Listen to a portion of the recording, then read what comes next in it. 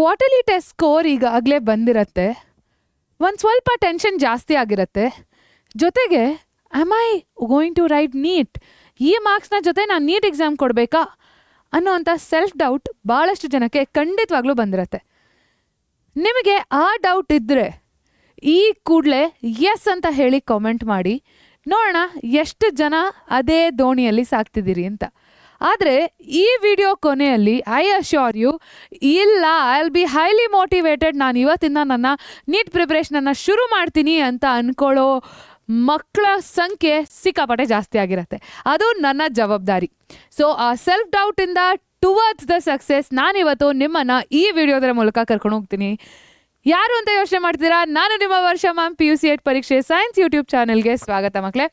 ನಾವಿವತ್ತು ಮಾತಾಡ್ತಿರೋದು ನೀಟ್ 2028ನ ರೋಡ್ ಮ್ಯಾಪ್. ಕ್ವಾರ್ಟರ್ಲಿ ಟೆಸ್ಟ್ 1 ಚೆನ್ನಾಗಿ ಆಗಿಲ್ಲದೆ ಇರ್ಬೋದು, ಸ್ಕೋರ್ಸ್ ಸ್ವಲ್ಪ ಕಡಿಮೆ ಬಂದಿರ್ಬೋದು. 10th 620 ಅಥವಾ PU 625, 10 600, 550 ಮೇಲೆ ಬಂದಿರೋರ್ಗೂ ಕೂಡ ಒಂದು ಸ್ವಲ್ಪ PUC ಟೆಸ್ಟ್ 1ನಲ್ಲಿ ಸ್ಕೋರ್ ಕಡಿಮೆ ಆಗೋದಂತೂ ಸರ್ವೇ ಸಾಧಾರಣ. ಯಾಕೆ? ಅಲ್ಲಿ ಕಲಿಕೆಯ ರೀತಿ ಬೇರೆ, ಇಲ್ಲಿ ಕಲಿಕೆಯ ರೀತಿ ಬೇರೆ, ಅಲ್ಲಿ ಪ್ರಶ್ನಿಸೋದು ಬೇರೆ, ಇಲ್ಲಿ ಪ್ರಶ್ನಿಸೋ ರೀತಿ ಬೇರೆ, ಇಲ್ಲಿ ಅಪ್ಲಿಕೇಶನ್ ಬೇಸ್ಡ್ ಕ್ವೆಶನ್ಸ್ ಆಗಿರುತ್ತೆ, ಅಥವಾ ದ ವಾಸ್ಟ್ ಸಿಲೆಬಸ್, ಬಹಳಷ್ಟು ಕಾಂಪ್ಲಿಕೇಶನ್ಸ್ ಇದೆ ಮಕ್ಕಳ. ಹಾಗಂತ ಗುರಿ ತಲುಪೋದನ್ನು ಬಿಟ್ಬಿಡ್ತೀವ, ಅಥವಾ ಗುರಿನೇ ಬೇಡ, ನೀಟೇ ಬೇಡ ಅಂತ ಅಂದ್ಕೊಳ್ಳೋದು ತಪ್ಪು ಮಕ್ಕಳೇ. ಸೊ ಕಡಿಮೆ ಆಗಿದೆ ಅಂತ ಯೋಚನೆ ಮಾಡೋ ಬದಲು ಆ ಛಲವನ್ನು ನೀವು ತಡ್ಸ್ಕೋಬೇಕು. ಏನದು?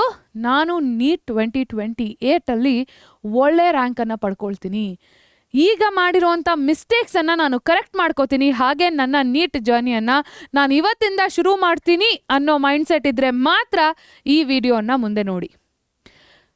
ಹಾಗಂತ ಮ್ಯಾಮ್ ಇಲ್ಲ ನಾನು ಮತ್ತೆ ಯೋಚನೆ ಮಾಡಬೇಕು ಅಂತ ಅಂದ್ಕೊಂಡ್ರೆ ನಿಮ್ಮನ್ನು ಕಾಪಾಡೋಕ್ಕೆ ಯಾರೂ ಬರಲ್ಲ ಮಕ್ಕಳೇ. ಸೊ ಇದೆಲ್ಲ ಹೇಳ್ತಾ ಶುರು ಮಾಡೋಣ. ನೀಟ್ ರೋಡ್ ಮ್ಯಾಪ್ ಏನಿದು? ನೀಟ್ 2028ನ ರೋಡ್ ಮ್ಯಾಪ್ ಏನೇನು ತಿಳ್ಕೊಬೇಕಿಲ್ಲಿ? ಸೊ ನಾವೀಗಿರೋದು ಆಗಸ್ಟ್ ತಿಂಗಳಲ್ಲಿ, ನಮಗೆ ಟೈಮ್ ಇರೋದು, ದಿಸ್ ಇಸ್ August 26, ನಮಗೆ ಟೈಮ್ ಇರೋದು ಅಂಟಿಲ್ May 28. ತುಂಬ ಟೈಮ್ ಇದೆ ಮಕ್ಕಳ. ಆದರೆ ನಾಳೆ ಅಂತ ಕೂತ್ರೆ ಇದು ಸಿಕ್ಕಾಪಟ್ಟೆ ಫಾಸ್ಟಾಗಿ ಆಗೋಗುತ್ತೆ. ಆದರೆ ಇಲ್ಲಿ ನೀವು ನೋಡಿದಾಗ 1.5 ವರ್ಷ ಅಥವಾ 1.25 ವರ್ಷ ನಿಮಗೆ ಟೈಮ್ ಇದೆ. ಸೊ ಏನು ಮಾಡ್ಬೋದು ಈ ಟೈಮ್ನಲ್ಲಿ? ಹೇಗೆ ಶುರು ಮಾಡ್ಬೋದು ನಿಮ್ಮ ನೀಟ್ ಪ್ರಿಪ್ರೇಷನ್? ಭಾಳಷ್ಟು ಜನಕ್ಕೆ ಮ್ಯಾಮ್ ನಾನು ನೀಟ್ ಓದಬೇಕು, ಎಲ್ಲಿಂದ ಶುರು ಮಾಡಬೇಕು, ಯಾವ ರೆಫರೆನ್ಸ್ ಬುಕ್ಸ್ನ ಓದಬೇಕು, ಅಥವಾ ಮ್ಯಾಮ್ ಇಷ್ಟೊಂದು ಸಿಲೆಬಸ್ ಆಗೋಗಿದೆ, ನಾನು ಬ್ಯಾಕ್ಲಾಗ್ಸ್ ಕಂಪ್ಲೀಟ್ ಮಾಡಿಬಿಟ್ಟು ಹೇಗೆ ಶುರು ಮಾಡಬೇಕು, ಯಾವ ರೀತಿ ಕ್ವೆಶನ್ಸ್ನ ಸಾಲ್ವ್ ಮಾಡಬೇಕು, ಈ ಥರ ಹಲವಾರು ಪ್ರಶ್ನೆಗಳಿರುತ್ತೆ. ಸೊ ಇವತ್ತಿನ ಸೆಷನಲ್ಲಿ ಅದನ್ನೆಲ್ಲ ಕ್ಲಿಯರ್ ಮಾಡ್ತಾ ಹೋಗೋಣ. So first one, don't worry about your QT marks. So before we begin, what I want you to comment is a resolution. ಏನದು resolution? That you decide this is your QT percentage, but ನಿಮ್ಮ neat score ಎಷ್ಟಿರಬೇಕು ಅಂತ ನೀವು ಇವತ್ತೇ decide ಮಾಡ್ತೀರಾ. Probably 2 ವರ್ಷ ಆದಮೇಲೆ ನೀವು ವಾಪಸ್ ಬಂದು ಇದೇ ವಿಡಿಯೋದಲ್ಲಿ ಕಾಮೆಂಟ್ ಮಾಡ್ಬೋದು, ಮ್ಯಾಮ್ ನಾನು ಇಲ್ಲಿ ಸ್ಟಾರ್ಟ್ ಮಾಡಿದೆ, this is where I am today. I will be the happiest person and ಪರೀಕ್ಷೆ family will be happy to see that change. So let this be that record that ನಾನು ಇಲ್ಲಿಂದಾನೇ ಶುರು ಮಾಡಿದ್ದು ಅಂತ. Let that be. ಸೊ ನಿನ್ನ quarterly ಸ್ಕೋರ್ನ mention in the comments, ಅಂದರೆ ನಿಮ್ಮ ಕ್ವಾರ್ಟರ್ಲಿ ಸ್ಕೋರ್ನ ಕಾಮೆಂಟ್ಸಲ್ಲಿ ಮೆನ್ಷನ್ ಮಾಡಿ, ನಿಮ್ಮ ಟಾರ್ಗೆಟ್, ನಿಮ್ಮ ಗೋಲ್ನ ಕೂಡ ಮೆನ್ಷನ್ ಮಾಡಿ ಮಕ್ಕಳ. ಲೆಟ್ ಸಿ ಯಾರ್ಯಾರು ಎಷ್ಟೆಷ್ಟಕ್ಕೆ ಏಮ್ ಮಾಡ್ತಿದ್ದೀರಾ ಅಂತ. ಸೊ ಇಲ್ಲಿ QT ಮೆಷರ್ ಮಾಡಿರೋದಕ್ಕೆ ನಾವು ತಲೆ ಕೆಡಿಸ್ಕೊಳ್ಳೋದು ಬೇಡ. Why students don't crack NEET? ಯಾಕೆ? Simple reasons. ಸಿಕ್ಕಾಪಟ್ಟೆ ಬ್ಯಾಕ್ಲಾಗ್ಸ್ ಇರುತ್ತೆ, ಚಾಪ್ಟರ್ಸ್ ಪೈಲಪ್ ಆಗ್ತಾ ಇರುತ್ತೆ. ಪ್ರತಿ ಸಲ ಒಂದು ಚಾಪ್ಟರ್ ಜಾಸ್ತಿ ಆಗ್ತಿದ್ದಂಗೆ ಅದು ಪೈಲಪ್ ಜಾಸ್ತಿ ಆಗ್ತಾ ಹೋಗುತ್ತೆ. ಒಂದೇ ಸಲ ಓದಿ ಬಿಟ್ಬಿಡೋದು, ಮತ್ತೆ ಅದನ್ನು ರಿವೈಸ್ ಮಾಡೋದಿಲ್ಲ. ನಮಗಿದು ಒಂದು ಪ್ರಾಕ್ಟೀಸ್ ಇರುತ್ತೆ, ಒಂದು ಸಲ ಓದ್ಬಿಟ್ಟಿದ್ದೀವಲ್ಲ ಮತ್ತೆ ಏನು ಓದೋದು, ನೋ ರಿವಿಷನ್, ಆ ಥರ ಆಗೋದಿಲ್ಲ. ಮಿನಿಮಮ್ 3 times ನೀವು ಓದಿರಬೇಕು ಮಕ್ಕಳ. Your complete NCERT especially bio ಅಲ್ಲಿ 3 times ಅಂತೂ ನೀವು ಓದಿರಲೇಬೇಕು. ಇನ್ಕನ್ಸಿಸ್ಟೆಂಟ್ ರೋಟೀನ್, ಒಂದು ದಿವಸ 4 hour ಓದೋದು, ಇನ್ನೊಂದು ದಿವಸ ಬುಕ್ಕೇ ಓಪನ್ ಮಾಡಲ್ಲ, that also will not work. Too many resources, ಈ PDF ಬೇಕು, ಆ ಹೊಸ ಟೆಕ್ಸ್ಟ್ ಬುಕ್ಕು ಬೇಕು, ಆ ನೋಟ್ಸು ಬೇಕು, ಡೈಲಿ ಪ್ರಾಕ್ಟೀಸ್ ಪೇಪರ್ಸು ಬೇಕು, ಆದರೆ ಸಾಲ್ವ್ ಮಾಡಿದ್ದಂತೂ ಯಾವುದೂ ಇಲ್ಲ. So too many resources, confuse you. Last one is fear after one bad exam.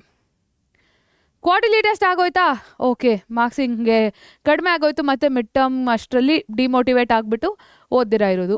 ಅಥವಾ ಬೋರ್ಡ್ ಎಕ್ಸಾಮಲ್ಲಿ ನಂಗೆ ಹಿಂಗೆ ಕಡಿಮೆ ಸ್ಕೋರ್ ಬಂತು, ನಾನು ನೀಟ್ ಅಟೆಂಪ್ಟೇ ಮಾಡಲ್ಲ. ತುಂಬ ಜನ ಇದನ್ನು ಮಾಡ್ತಾರೆ. ಅರೌಂಡ್ ಏಪ್ರಿಲ್ ಮಂತಲ್ಲಿ ಅವರು ಮಾರ್ಚ್ ಏಪ್ರಿಲ್ ಮಂತಲ್ಲಿ ಬರೀತಾರಾ, ಮೇವರೆಗೂ ಟೈಮ್ ಇರುತ್ತೆ. ಆದರೆ ದೇ ವಿಲ್ ಡಿಸೈಡ್ ಬೇಡ, ಇದೇ ಈ ರೀತಿ ನಾನು ಚೆನ್ನಾಗಿ ಮಾಡಿಲ್ಲ, ನಾನು ಯಾಕೆ ನೀಟ್ ಎಕ್ಸಾಮ್ ಬರೀಬೇಕು. ಸೊ ಅಲ್ಲೇ ಫಿಲ್ಟರ್ ಔಟ್ ಆಗಿಬಿಡ್ತಾರೆ. ನೀವು ಇದನ್ನೆಲ್ಲ ಮಾಡಬಾರ್ದು ಅಂತಂದರೆ ಫಸ್ಟ್ ಆಫ್ ಆಲ್ ಬ್ಯಾಕ್ಲಾಗ್ಸ್ ಇರಬಾರ್ದು ಅಂದರೆ ಇವಾಗಲೇ ಓದೋದನ್ನು ಶುರು ಮಾಡಬೇಕು. ರಿವಿಷನ್ ಹೇಗೆ ಮಾಡಬೇಕು, ಜೊತೆಗೆ ರೊಟೀನ್ ಯಾವ ಥರ ಸೆಟ್ ಮಾಡ್ಕೋಬೇಕು, how should your day look like, resources ಯಾವ್ದ್ಯಾವ್ದನ್ನು ಯೂಸ್ ಮಾಡಬೇಕು, ಎಲ್ಲದನ್ನೂ ಇಲ್ಲೇ ತಿಳ್ಕೊಂಬಿಡೋಣ. ಸೊ ಫಸ್ಟ್ ಒನ್, ಇವತ್ತೇನು ಮಾಡ್ತೀರಾ, today you will set your routine. Make your timetable. Okay. Next, ಈ 3 months ಅಲ್ಲಿ you will build class 11 foundation with all the first chapters. Ma'am ಹೇಗೆ ಬ್ಯಾಕ್ಲಾಗ್ ಕಂಪ್ಲೀಟ್ ಮಾಡೋದು ಅಂತಂದರೆ, ಈಗ ಕ್ವಾರ್ಟರ್ಲಿ ಟೆಸ್ಟ್ ಮ್ಯಾರಥಾನ್ಸ್ ನಡೀತಿದೆ ನಮ್ಮ PUC ಪರೀಕ್ಷೆ ಸೈನ್ಸ್ ಯೂಟ್ಯೂಬ್ ಚಾನಲಲ್ಲಿ. ಮ್ಯಾರಥಾನ್ಸ್ ನೋಡಿ, ಶಾರ್ಟ್ ಕ್ವೆಶ್ಚನ್ಸ್ ವಿಡಿಯೋಸನ್ನು ನೋಡಿ, ಕ್ವೆಶ್ಚನ್ಸ್ ಪ್ರಾಕ್ಟೀಸ್ ಮಾಡ್ಕೊಳ್ಳಿ. ಸೊ ಆವಾಗ ನಿಮಗೆ ಒಂದು ಕಂಪ್ಲೀಟ್ ಐಡಿಯಾ ಬಂದ್ಬಿಡುತ್ತೆ ಆ 4 ಚಾಪ್ಟರ್ದು. ಸೊ ಯು ಆರ್ ಕಂಪ್ಲೀಟಿಂಗ್ ಒಂದು ಮ್ಯಾರಥಾನಲ್ಲಿ you are completing 4 chapters. So ಅದರ ಜೊತೆಗೆ ಎನ್ಹಾನ್ಸ್ ಮಾಡ್ಕೊಳ್ಳೋದು ಹೇಗೆ, ನೀಟಿಗೆ ಇದು ಸಾಕ ಅಂತಂದರೆ ಇಲ್ಲ, you have to go solve MCQs. ಯಾವ ಥರ MCQs, ಅದರಲ್ಲೂ ಪ್ರೀವಿಯಸ್ ಇಯರ್ ಕ್ವೆಶ್ಚನ್ ಪೇಪರ್ಸ್ ನೀವು ಸಾಲ್ವ್ ಮಾಡಬೇಕಾಗತ್ತೆ. Okay, so this is your key. Next one, half yearly mid term ಅಷ್ಟರಲ್ಲಿ ನಿಮ್ಮ ಬ್ಯಾಕ್ಲಾಗ್ಸ್ ಮುಗ್ದಿರಬೇಕು ವಿತ್ ನೀಟ್ ಪ್ರಾಕ್ಟೀಸ್. ಬರೀ ಬ್ಯಾಕ್ಲಾಗ್ ಮುಗಿಸಿದ್ದೀನಿ ಅಂತಲ್ಲ, ನೀಟ್ ಪ್ರಾಕ್ಟೀಸ್ನ ಜೊತೆ ಮುಗಿಸಿರಬೇಕು. ಅದಾದ ನಂತರ ಬೋರ್ಡ್ 12th ಸಿಲೆಬಸ್ ಏನಿದೆ, ನಿಮಗೆ ಈ ಫೌಂಡೇಶನ್ ಸಾಲಿಡ್ ಹಾರ್ಡಾಗಿ ಬಿದ್ದಿದ್ರೆ ಸೆಕೆಂಡ್ PUC ಸಿಲೆಬಸ್ ತುಂಬ ಬೆಟರ್ ಆಗಿ ಅರ್ಥೈಸ್ಕೊಂಡು ನೀವು ನೀಟ್ ಪ್ರಿಪ್ರೇಷನನ್ನು ಕೂಡ ಬ್ಯಾಲೆನ್ಸ್ ಮಾಡ್ಬೋದು. Last step is NEET 2028. So ಇವಾಗ ನಂಬ್ಕೊಂಡು ಮುಂದೆ ಇರೋದೇನು, ಬ್ಯಾಕ್ಲಾಗ್ಸ್, ಅದಾದ ನಂತರ ಕ್ವಾರ್ಟರ್ಲಿ ಟೆಸ್ಟ್, ಅದಾದ ನಂತರ mid term, it should have been other way around. Mid term ಇಲ್ಲಿ ಒಂದು ಕ್ವಾರ್ಟರ್ಲಿ ಟೆಸ್ಟ್ ಬರುತ್ತೆ, ಅದಾದ ನಂತರ ಫೈನಲ್ ಎಕ್ಸಾಮ್, ಅದಾದ ನಂತರ ಕ್ಲಾಸ್ 12 ಬೋರ್ಡ್ಸ್, ಅದಾದ ನಂತರ ನಮ್ಮ ನೀಟ್ ಎಕ್ಸಾಮ್. ಸೊ ಈಗ ಒಂದೊಂದನ್ನೇ ಪಿಕ್ ಮಾಡ್ಕೊಂಡು ಹೋಗೋಣ. First is our backlog, right? So what is the 5 pillars of success? ಏನೇನಿರಬೇಕು? ನೋಟ್ಬುಕ್. ಯಾವುದಪ್ಪ ಅದು notebook? It should always be NCERT. ನಿಮ್ಮ NCERT ಇಸ್ ಮಸ್ಟ್. ಮಾಕ್ ಟೆಸ್ಟ್ಗಳು ನೀವು ಕೊಡಲೇಬೇಕು, MCQ ಪ್ರಾಕ್ಟೀಸ್ ನೀವು ಮಾಡಲೇಬೇಕು, ಕನ್ಸಿಸ್ಟೆಂಟ್ ರಿವಿಷನ್ ಅಂತೂ ಆಗಲೇಬೇಕು. ಏನಿದು ಕನ್ಸಿಸ್ಟೆಂಟ್ ರಿವಿಷನ್ ಅಂತಂದರೆ, ಇವತ್ತು ನೀವು ಪಾಠ ಕೇಳಿರ್ತೀರ. For example let us take biological classification. ನಾನು ನಿಮಗೆ ಪಾಠ ಮಾಡಿರ್ತೀನಿ, 10 ನಿಮಿಷ ಅದನ್ನೇ ರಿವೈಸ್ ಮಾಡ್ಕೊಳ್ಳಿ ಮಕ್ಕಳ. ಸಾಯಂಕಾಲ 3 days ಬಿಟ್ಟು try answering MCQs from the same chapter, so that ನಿಮಗೆ ಆ ಕಾನ್ಸೆಪ್ಟ್ ಮತ್ತೆ ಮತ್ತೆ ಮತ್ತೆ ತಲೆಯಲ್ಲಿ ಓಡ್ತಾನೇ ಇರುತ್ತೆ. ಓಕೆನಾ? ಸೊ ಆವಾಗ you will be able to easily tackle. So ಶುರು ಮಾಡಿದ್ದೀರಾ, ಫಾರ್ ಎಕ್ಸಾಂಪಲ್ ಫಿಸಿಕ್ಸ್, ಕೆಮಿಸ್ಟ್ರಿ, ಹೇಗೆ ಮ್ಯಾಮ್ ಶುರು ಮಾಡೋದು? ಅಂಡರ್ಸ್ಟುಡ್, ಬ್ಯಾಕ್ಲಾಗ್ಸ್ ಕ್ಲಿಯರ್ ಮಾಡಬೇಕು. ಬಟ್ ಸಬ್ಜೆಕ್ಟ್ ವೈಸ್ ಹೇಗೆ ಶುರು ಮಾಡೋದು? ಸೊ ಸಬ್ಜೆಕ್ಟ್ ವೈಸ್ ಸ್ಟ್ರಾಟಜಿ ಏನು? Biology NCERT line by line, ಪ್ರತಿಯೊಂದು ಲೈನು ನೀವು ಓದಬೇಕು. ಡಯಾಗ್ರಾಮ್ಸ್ ತುಂಬ ಇಂಪಾರ್ಟೆಂಟ್ ಆಗುತ್ತೆ. PYQs ಫ್ರಮ್ 2016 ಆನ್ವರ್ಡ್ಸ್ ಇಂಪಾರ್ಟೆಂಟ್ ಆಗುತ್ತೆ. ಸೊ ಡಯಾಗ್ರಾಮ್ಸ್ ಮೇಲೆ ಫೋಕಸ್ ಜಾಸ್ತಿ ಮಾಡಿ, ಎಕ್ಸಾಂಪಲ್ಸ್ ಮೇಲೆ ಫೋಕಸ್ ಜಾಸ್ತಿ ಮಾಡಿ. So here the technique is memorization, but not of concept. Memorization of ಏನು? Examples and diagram. So that will give you marks. ಅದೇ ಫಿಸಿಕ್ಸ್ಗೆ ಕಾನ್ಸೆಪ್ಟ್ ಬಿಫೋರ್ ನ್ಯೂಮರಿಕಲ್ಸ್. ಕಾನ್ಸೆಪ್ಟನ್ನು ಅರ್ಥ ಮಾಡ್ಕೊಳ್ಳಿ, ಇದನ್ನು ಹೇಗೆ ಅಪ್ಲೈ ಮಾಡೋದು ನ್ಯೂಮರಿಕಲ್ಸಲ್ಲಿ ಅನ್ನೋದು ನೀವು ಕಲಿಬೇಕಾಗತ್ತೆ. Numerical practice every day.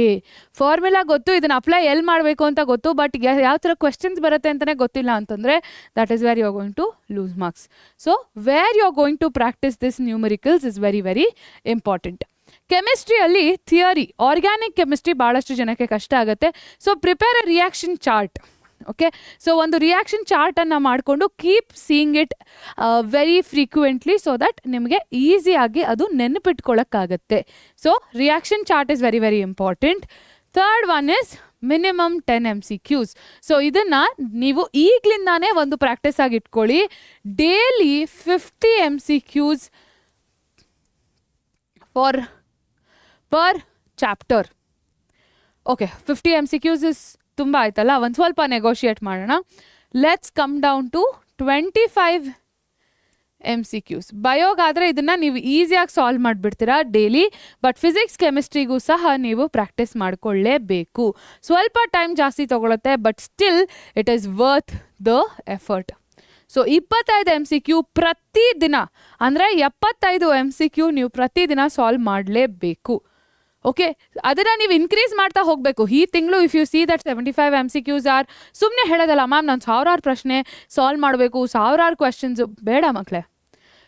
B consistent, ಇಷ್ಟಿಷ್ಟು ನಂಬರ್ಸಲ್ಲೇ ನಾನು ಸಾಲ್ವ್ ಮಾಡ್ತಾ ಹೋಗ್ತೀನಿ ಅನ್ನೋದನ್ನು ನೀವು ಕಲೀಲೇಬೇಕಾಗತ್ತೆ. ಓಕೆನಾ? As simple as that. Clear? Okay, so 75 MCQs, next month 100 MCQs ಮಾಡಿ. 50 physics MCQs, 25 bio MCQs, 25 chemistry. ಅಥವಾ ಬಯೋ ಕ್ವೆಶನ್ಸ್ ಜಾಸ್ತಿ ಮಾಡಿ, ಫಿಸಿಕ್ಸ್ 25 ಇಟ್ಕೊಳ್ಳಿ. ನಿಮ್ಮ ಕಂಫರ್ಟ್, ನಿಮ್ಮ ರಿಕ್ವೈರ್ಮೆಂಟ್, ಬಟ್ ಇಷ್ಟು ಅಂತ ಮಿನಿಮಮ್ ನಂಬರ್ ನೀವು ಸಾಲ್ವ್ ಮಾಡಲೇಬೇಕಾಗತ್ತೆ. Next one weekly system. ಇದು ಏನಪ್ಪ ಇದು weekly system? Monday to Friday ನೀವು ಕಲಿತೀರಾ, MCQs ಸಾಲ್ವ್ ಮಾಡ್ತೀರಾ. ಸ್ಯಾಟರ್ಡೇ ಯಾವುದೇ ಹೊಸದು ನೀವು ಕಲಿಯಲ್ಲ. Saturday is completely for revision. Saturday ಇದು ನಿಜವಾಗ್ಲೂ ವರ್ಕ್ ಆಗುತ್ತೆ ಮಕ್ಕಳ, ಸುಮ್ಮನೆ ಹೇಳೋದಕ್ಕಲ್ಲ, ದಿಸ್ ಡೆಫಿನೆಟ್ಲಿ ವರ್ಕ್ಸ್. ವೀಕ್ಲಿ ಸಿಸ್ಟಮಲ್ಲಿ ಏನು ಮಾಡ್ತೀರಾ, ಮಂಡೇ ಟು ಫ್ರೈಡೇ ಹೊಸ ಕಾನ್ಸೆಪ್ಟ್ಸನ್ನು ಕಲಿತೀರಾ, MCQಸನ್ನು ಸಾಲ್ವ್ ಮಾಡ್ತೀರಾ. ಸ್ಯಾಟರ್ಡೇ ನಿಮ್ಮ ಕೆಲಸ ಏನು, ರಿವೈಸ್ ಮಾಡಿಬಿಟ್ಟು MCQs ಸಾಲ್ವ್ ಮಾಡ್ತೀರಾ. No new topics. ಸಂಡೇ ಒಂದು ಮಾಕ್ ಟೆಸ್ಟನ್ನು ಕೊಡ್ತೀರಾ. ಕ್ಲಿಯರ್? ಸಂಡೇ ಒಂದು ಮಾಕ್ ಟೆಸ್ಟನ್ನು ಕೊಡ್ತೀರಾ. ಸೊ ಈ ವೀಕ್ಲಿ ಸಿಸ್ಟಮ್ ಹೇಗೆ ಹೆಲ್ಪ್ ಆಗುತ್ತೆ, ನೀವು ಇಡೀ ವಾರ ಓದೋದನ್ನು ಮತ್ತೊಮ್ಮೆ ರಿವೈಸ್ ಮಾಡ್ತಿದ್ದೀರಾ, ಹಾಗೆ ಸಂಡೇ ನೀವು ಮಾಕ್ ಪೇಪರ್ ಕೊಟ್ಟು ಅನಲೈಸ್ ಮಾಡ್ತಿದ್ದೀರಾ. It is not only that ನೀವು ಸುಮ್ಮನೆ ಮಾಕ್ ಪೇಪರ್ ಕೊಟ್ಟು ಬಿಟ್ಬಿಟ್ಟಿದ್ದೀರಾ ಅಂತ, you are also analysing the mock paper. So ಎಲ್ಲಿ ತಪ್ಪು ಮಾಡಿದ್ರಿ, ಯಾವ ಕಾನ್ಸೆಪ್ಟ್ ಜಾಸ್ತಿ ಓದ್ಕೋಬೇಕು, ಎಲ್ಲದನ್ನು ನೀವು ಅನಲೈಸ್ ಮಾಡ್ತೀರಾ. Don't choose longer hours but more productive hours. Ideal daily routine. So ಇದು ಯಾಕೆ ಇಂಪಾರ್ಟೆಂಟ್, ಇದ್ರ ಬಗ್ಗೆ ನಾನು ಮಾತಾಡಿದ್ದೆ, ಕಸ್ಟಮೈಸ್ ಟೈಮ್ ಟೇಬಲ್ ಎಲ್ಲದೂ. ಬಟ್ ಬೆಳಿಗ್ಗೆ ಒಂದು 30 minutes ಸ್ಲಾಟ್ ವೆರಿ ಇಂಪಾರ್ಟೆಂಟ್ ರಿವಿಷನ್ಗೆ. ಅದಾದ ನಂತರ ಕ್ಲಾಸ್ ರೂಮಲ್ಲಿ ಲರ್ನಿಂಗ್ ಆಗಬೇಕು. ಸುಮ್ಮನೆ ಕುತ್ಕೊಂಡು ಪಾಠ ಕೇಳೋದಲ್ಲ, ಲರ್ನಿಂಗ್ ಆಗಬೇಕು. ಯು ಶುಡ್ ಅಸಿಮ್ಯುಲೇಟ್, ಡೌಟ್ಸ್ ಕೇಳಿ. 1.5 hour ಭಾಳಷ್ಟು 70 to 80% ಲರ್ನಿಂಗ್ ಆಗೋಗಿರಬೇಕು. ಆ 20% will be your self study. But ನಾವೇನು ಮಾಡ್ತೀವಿ, ಅಲ್ಲಿ ಒಂದು ಸ್ವಲ್ಪ ಕಾನ್ಸಂಟ್ರೇಷನ್ ಬಿಟ್ಬಿಟ್ಟು ಮನೆಗೆ ಬಂದ್ಬಿಟ್ಟು ಅಗೇನ್ ವಿಲ್ ಸಿಟ್ 100%. ನೋ, ಅಲ್ಲಿ 80% ಆಗೋಗಿರಬೇಕು, ಇಲ್ಲಿ 20% ಇದಿರಬೇಕು. Evening should be more for MCQ practice. And ಇಲ್ಲಿ ಏನು ಓದಿರ್ತೀರಲ್ಲ, ಒಂದು ಸಣ್ಣ ರಿವಿಷನ್ ಮಾಡಿಕೊಂಡು you should be able to practice MCQs. And ಮಲ್ಗೋಕ್ಕಿಂತ ಮುಂಚೆ ಅಥವಾ ನೀವು ಮಲ್ಕೊಂಡಿರ್ತೀರಲ್ಲ, just try to revise. Okay, in your mind that okay ನಾನು ಇದ್ದಿದ್ದೇನು ಓದಿದ್ದೆ, ನಾನು ಇಷ್ಟಿಷ್ಟು ಓದಿದ್ದೆ. Okay, try recalling. This is called active recall method.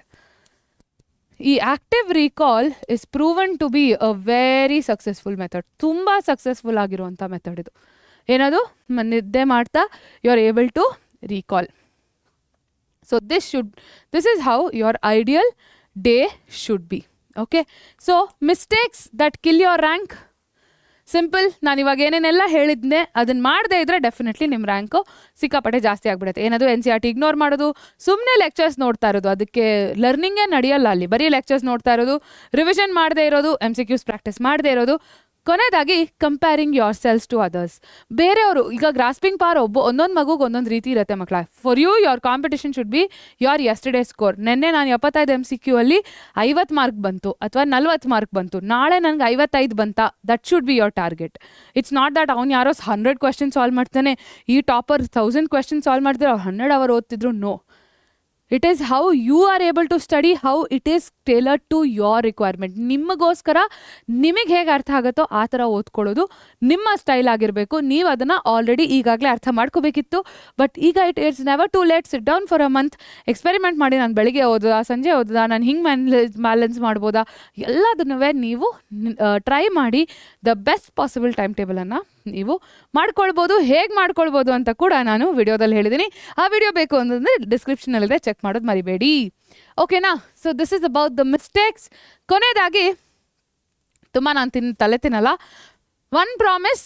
So road map ಇಷ್ಟೇ ಮಕ್ಕಳ, ದಟ್ ಇನ್ನು ನೆಕ್ಸ್ಟ್ ಮಿಡ್ ಟರ್ಮ್ ಬರೋಷ್ಟರಲ್ಲಿ ನಿಮ್ಮ ಬ್ಯಾಕ್ಲಾಗ್ಸ್ ಕ್ಲಿಯರ್ ಆಗಿರಬೇಕು with NCERT with NEET practice ಹೇಗೆ ಮಾಡಬೇಕು. ಐ ಹ್ಯಾವ್ ಟೋಲ್ಡ್ ಯು ಯಾವ ಥರ MCQ ಸಾಲ್ವ್ ಮಾಡಬೇಕು, ಹೇಗೆ ಪ್ರಾಕ್ಟೀಸ್ ಮಾಡಬೇಕು ಅಂತ.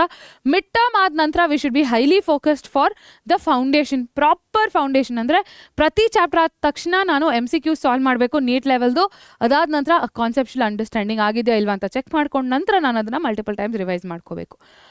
ಹಾಫ್ ಇಯರ್ಲೀಸ್ ಆದಮೇಲೆ ಬರೋವಂಥದ್ದು ನೆಕ್ಸ್ಟ್ ನಮ್ಮ ಕ್ವಾರ್ಟರ್ಲಿ ಟೆಸ್ಟು, ಅದಾದ ನಂತರ ಪ್ರಿಪ್ರೇಟ್ರಿ ಆದಮೇಲೆ ಫೈನಲ್ ಎಕ್ಸಾಮ್. ಸೊ ಇಷ್ಟರಲ್ಲಿ that whole PU syllabus is required for NEET exam.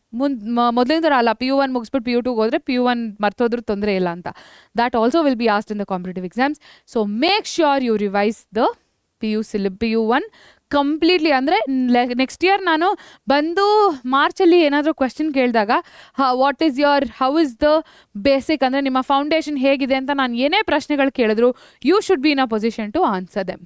Okay, so ಅಷ್ಟು ಸ್ಟ್ರಾಂಗ್ ಆಗಿ ನಿಮ್ಮ ಫೌಂಡೇಶನ್ ಬಿಲ್ಡ್ ಆಗಿರಬೇಕು. ಸೊ ಆವಾಗ ನಿಮ್ಮ ನೀಟ್ ತಯಾರಿ ಸೂಪರಾಗಿ ಆಗಿದೆ ಅಂತ ಅರ್ಥ, ಡೆಫಿನೆಟ್ಲಿ ಒಳ್ಳೆ ರ್ಯಾಂಕ್ ಬರುತ್ತೆ ಅಂತ.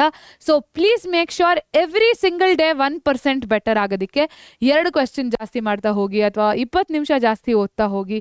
So make sure that you improve yourself by 1% every day. So you're going to see a major difference. Definitely end of the year ಬಂದಂಗೆ ಹೇಳ್ತೀರಾ ಮ್ಯಾಮ್ ಹೌದು this really worked ಅಂತ. So I'll be waiting for that day. Stay consistent, stay with us. ನಿಮ್ಮ ಗೆಲುವು ನಮ್ಮ ಸಾಧನೆ. ಇದೇ ರೀತಿ ಇಂಪಾರ್ಟೆಂಟ್ ನೀಟ್ ಇನ್ಫಾರ್ಮೇಷನ್ ಬೇಕು, ನೀಟ್ ನಾವು ತಯಾರಿ ನಡೆಸಬೇಕು ಅಂತಂದರೆ PUC at ಪರೀಕ್ಷೆ ಸೈನ್ಸ್ ಯೂಟ್ಯೂಬ್ ಚಾನಲನ್ನು ಸಬ್ಸ್ಕ್ರೈಬ್ ಮಾಡೋದು ಮರಿಬೇಡಿ.